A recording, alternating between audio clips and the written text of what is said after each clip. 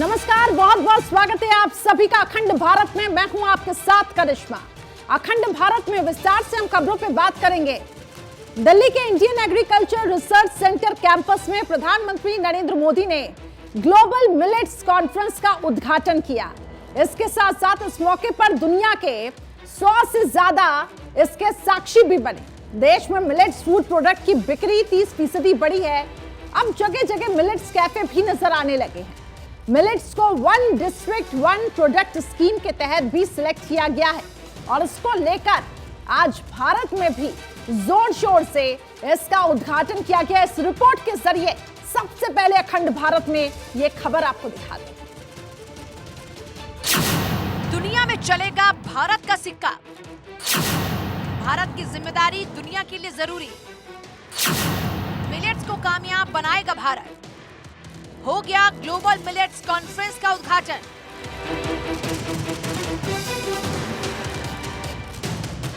IARI campus में जुटे 100 से ज्यादा देशों के प्रतिनिधि। किसानों को मजबूत करेगा मिलेट्स। बढ़ रही मिलेट्स की घरेलू खपत। खराब मौसम में दिखता है मिलेट्स का दम। अब मिलेट्स का सिक्का चलेगा। डाक टिकट पर दिखेगा दम। जी हां, भारत एक के बाद एक दुनिया के लिए नई इबारत लिख रहा है। प्रधानमंत्री मोदी ने नई दिल्ली में होने वाली ग्लोबल मिलेट कॉन्फ्रेंस का उद्घाटन कर दिया। कॉन्फ्रेंस दिल्ली के Indian agriculture research centre campus में शुरू हो चुकी है। इस मौके पर पीएम मोदी ने अंतर्राष्ट्रीय मिलेट साल 2023 पर एक डाक टिकट और सिक्के का अनावरण भी किया।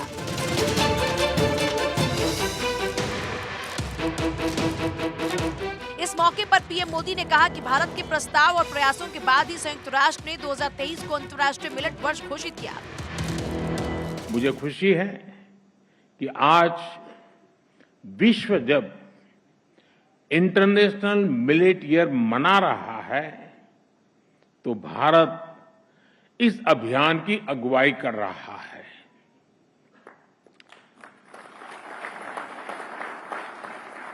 ग्लोबल मिलेट्स कॉन्फ्रेंस इसी दिशा का एक महत्वपूर्ण कदम है। इसमें मिलेट्स की खेती, उससे जुड़ी अर्थव्यवस्था, हेल्थ पर उसके प्रभाव, किसानों की आय, ऐसे अनेक विषयों पर सभी विद्वान और अनुभवी लोग विचार विमर्श करने वाले हैं। जब दुनिया अंतर्राष्ट्रीय मिलेट्स वर्ष मना रही है तब भारत इस अभियान की अगुवाई कर रहा है। ग्लोबल मिलेट्स कॉन्फ्रेंस इसी दिशा का एक महत्वपूर्ण कदम है। इस तरह के आयोजन न केवल वैश्विक भलाई के लिए जरूरी है बल्कि वैश्विक भलाई में भारत की बढ़ती जिम्मेदारी का भी प्रतीक है। भारत के 75 लाख से ज्यादा किसान आज वर्चुअली हमारे साथ इस समारोह में मौजूद है। ये भी इसके महात्म्य को दर्शाता है। मैं एक बार फिर आप सभी का हृदय से स्वागत करता हूं, अभिनंदन करता हूं। अभी यहां मिलेट पर स्मारक डाक टिकट और सिक्के का भी विमोचन किया गया है। यहां बुक ऑफ मिलेट स्टैंडर्ड्स को भी लॉन्च किया गया है। केंद्रीय कृषि मंत्री नरेंद्र सिंह तोमर ने मिलेट्स के लिए पीएम की हौसला अफजाई के लिए खूब तारीफ की। उन्होंने कहा पीएम मोदी ने हम सब लोगों का मार्गदर्शन किया और उसी के परिणाम है कि ये कार्यक्रम ऊंचाइयों पर पहुंच रहा है।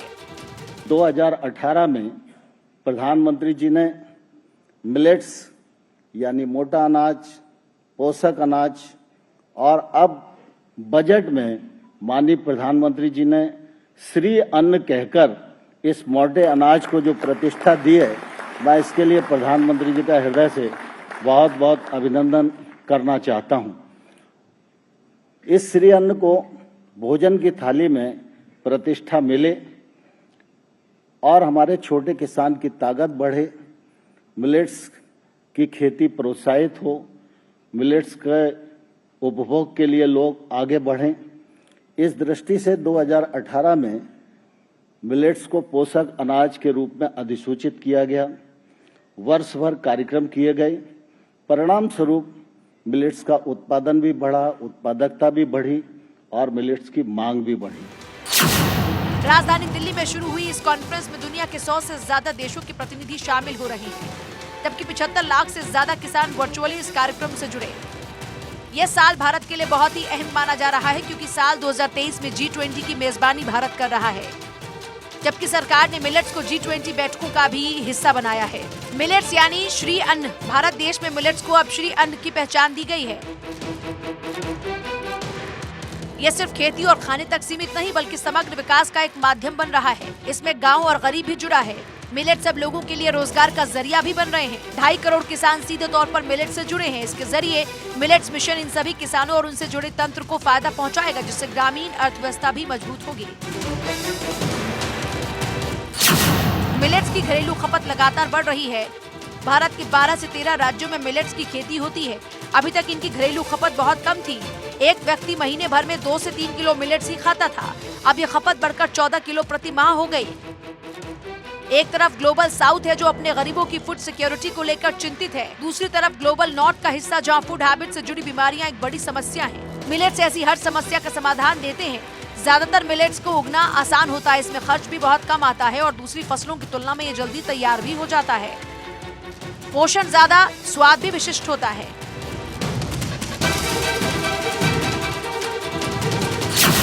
दरअसल मिलेट्स को मोटा अनाज भी कहा जाता है। इसमें मुख्य रूप से ज्वार, बाजरा, रागी जैसे अनाज आते हैं। केंद्र सरकार के आह्वान पर ही यूनाइटेड नेशन ने 2023 को इंटरनेशनल मिलेट्स ईयर के रूप में मनाया। केंद्र सरकार के आह्वान पर ही यूनाइटेड नेशन ने 2023 को इंटरनेशनल मिलेट्स ईयर के रूप में मनाने का फैसला किया। ग्लोबल मिलेट्स कॉन्फ्रेंस भी इसी कड़ी का एक अहम हिस्सा है। मिलेट्स है क्या? मोटे अनाज को खाने से आपको कई फायदे मिलेंगे, जैसे ये स्टेबल और एडेप्टेबल है, उसे उगाने के लिए कम पानी की जरूरत होती है, ग्लूटेन फ्री डाइट है, वजन बढ़ाने में ग्लूटेन की महत्वपूर्ण भूमिका होती है। शरीर का वजन बढ़ने के कारण कई रोग होने लगते हैं, इसलिए medical expert gluten free diet की सलाह देते हैं। इसके अलावा millets food and nutrition security का अहम जरिया है। ऐसे में बायोडायवर्सिटी का ये मेंटर माना जाता है। इन सारे फायदों से साफ हो जाता है कि हमारे शरीर के सही डेवलपमेंट के लिए मिलेट्स हमारे लिए कितने फायदेमंद हैं। Bureau report, Bharat 24। चलिए रुक करते हैं अगली खबर का। राजस्थान के सत्ता संघर्ष पर अब पूर्ण विराम। गहलोत पायलट गुटों की खींचतान पर पूर्ण विराम और अब एक तरह से खुद AICC ने औपचारिक घोषणा कर दी है। खबर यह है कि गहलोत फिर से शीर्षक का वीडियो जारी कर इसकी घोषणा की है और अब 2023 का चुनाव लड़ा जाएगा गहलोत के नेतृत्व में। ब्रांड अशोक गहलोत के नारे के साथ मुख्यमंत्री का चेहरा भी होगा और इसके साथ साथ अलबत्ता सोनिया, राहुल, प्रियंका भी कुछ चुनिंदा चुनावी जनसभाएं करेंगी। इस अवसर पर एक राजनीतिक प्रेक्षक ने दोहराई है अपनी पुरानी बात। कहा, राजस्थान में कांग्रेस का मतलब है गहलोत।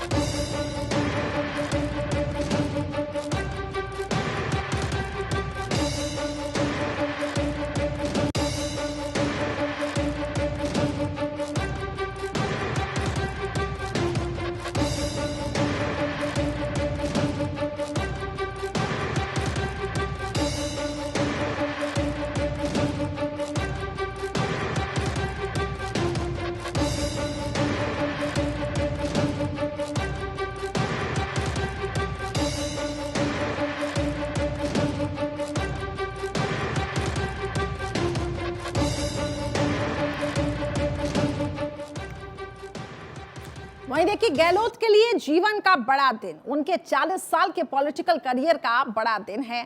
19 नए जिलों की घोषणा नहीं है कोई मामूली घोषणा। इतनी प्रशंसा और मान शायद ही कभी किसी को मिला हो। गहलोत को एक झटके में ही पूरे आसार बन गए हैं। दिसंबर में 8 सिविल लाइंस वापसी के आसार हैं।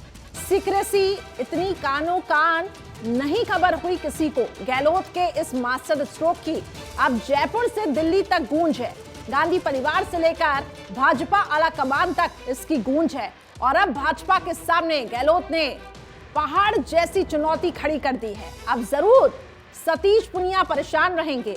दुबई में उनके कई सार्वजनिक कार्यक्रम, लेकिन अब प्रवासी राजस्थानियों के इस कार्यक्रम में 19 नए जिलों की गूंज सुनाई दी।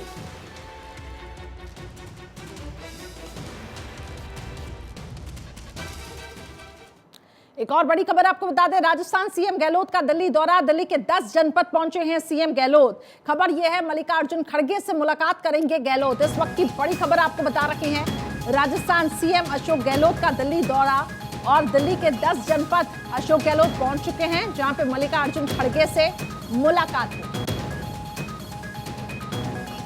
तो देखिए, इस वक्त तमाम विपक्षी दल भी लगातार आगे आने वाले समय में, क्योंकि अलग अलग राज्यों में चुनाव हैं, ऐसे में स्ट्रैटेजी बनाने में जुटे हुए हैं। एक तरफ बीजेपी तो दूसरी तरफ कांग्रेस भी लगातार मंथन चिंतन कर रही है। मल्लिकार्जुन खड़गे से सीएम गहलोत पहुंचे हैं मुलाकात करने के लिए, और ये मुलाकात अपने आप में खास है क्योंकि कई अहम मुद्दों पर भी चर्चा होगी। राजस्थान के हालातों पर भी बातचीत होगी। राजस्थान में किस तरीके से आगे आने वाले समय में चुनावों में फतेह हासिल करनी है, जीत हासिल करनी है, उसको लेकर भी मंथन चिंतन होगा। और इसलिए ये मुलाकात अपने आप में खास है। तो राजस्थान सीएम गहलोत का दिल्ली दौरा, दिल्ली के 10 जनपद पहुंचे हैं सीएम अशोक गहलोत। मल्लिकार्जुन खड़गे से मुलाकात करेंगे अशोक गहलोत।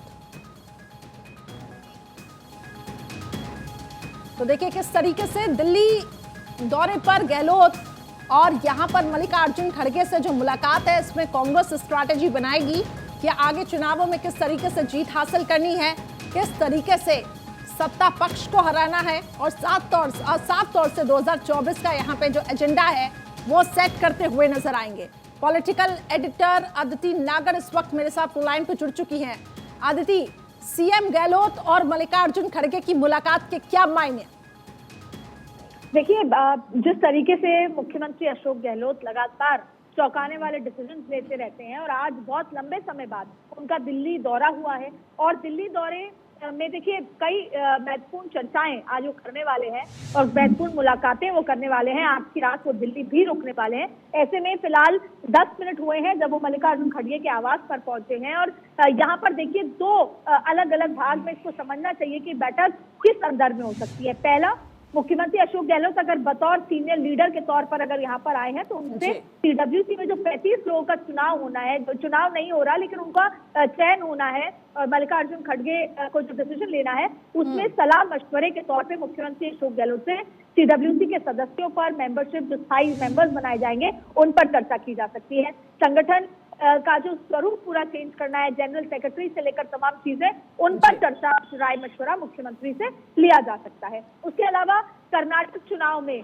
किस तरीके से ओपीएस एक बहुत बड़ा मुद्दा है, और ओपीएस का चेहरा मुख्यमंत्री अशोक गहलोत हैं। तो ऐसे में कांग्रेस जो है योजनाओं के माध्यम से भी हर राज्य में जाती है, तो अशोक गहलोत और राजस्थान के कामों की बात करती है। तो संभवतः कर्नाटक चुनाव में मुख्यमंत्री के दौरे को लेकर भी चर्चा हो सकती है कि कितने उनको दौरे करने हैं, कैसे ओपीएस। और अगर राजस्थान के लिहाज से बात करें, तो फिर राजस्थान में अगर बतौर मुख्यमंत्री वो यहाँ पर आए हैं, तो उसमें समझा जा सकता है कि क्या मंत्रिमंडल विस्तार हो सकता है, तो जो सबसे सीनियर नेता हैं उनको किस तरीके से संगठन में लाया जाए, क्योंकि संगठन चुनाव लड़ाता है, संगठन चुनाव जिताता है। तो ऐसे में अगर राजस्थान के लिहाज से बात हो, तो गुटबाजी खत्म करने को लेकर क्या प्लानिंग हो सकती है।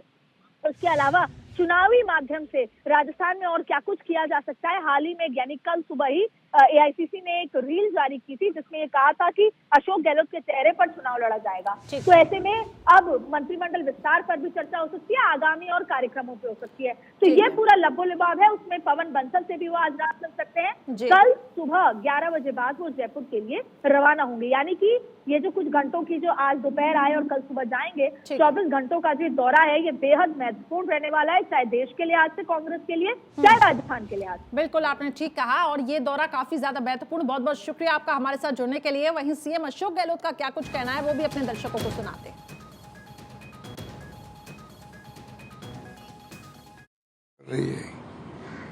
माफी किस बात की मांगे? अगर माफी मांगे उसके पहले तो प्रधानमंत्री मोदी जी को माफी मांगनी चाहिए थी। जिस समय वो बोलते गए 9 साल तक पूरे दुनिया के मुल्कों के अंदर देश के बारे में, जर्मनी में, कोरिया में क्या क्या नहीं कह दिया उन्होंने, किस प्रकार से 70 साल में कुछ भी नहीं हुआ देश के अंदर, काम पैदा हो गए हिंदुस्तान के अंदर, पता नहीं क्या क्या बोले होंगे वो। तो माफ़ी किनको मांगनी चाहिए पहले, और ऐसा क्या कहा जाए। आज मैं आपसे बात कर रहा हूँ, ये तो अशोक गहलोत को आप सुन रहे थे। साफ तौर से देखिए, एक तरफ बीजेपी जहां काफी ज्यादा एग्रेसिव है कि राहुल गांधी माफी मांगे, ऐसे में अशोक गहलोत का साफ तौर से कहना कि राहुल गांधी आखिर माफी क्यों मांगे, जो उन्होंने स्टेटमेंट दिया है वो गलत नहीं है। आपको बता दें, उन्होंने साफ तौर से कहा था कि भारत में लोकतंत्र खतरे में है, यहाँ पर कांग्रेस को बोलने का मौका नहीं दिया जा रहा है। तो उसी के संदर्भ में यहाँ पे अशोक गहलोत कहते हुए नजर आए। बड़ों का सम्मान भारत की संस्कृति। केंद्रीय मंत्री पीयूष गोयल ने वीडियो शेयर किया। वीडियो में पीएम मोदी को शॉल उड़ा रही है एक बुजुर्ग महिला। सम्मान ने मोदी ने आपको बता दें कि बुजुर्ग महिला को हाथ जोड़कर प्रणाम किया, बुजुर्ग महिला के पैर छूकर आशीर्वाद भी लिया। केंद्रीय मंत्री पीयूष गोयल ने वीडियो शेयर किया है। बुजुर्ग महिला ने प्रधानमंत्री नरेंद्र मोदी को शॉल उड़ाई। अब वीडियो में प्रधानमंत्री मोदी को शॉल उड़ा रही है ये बुजुर्ग महिला। सम्मान में मोदी ने बुजुर्ग महिला को हाथ जोड़कर प्रणाम किया।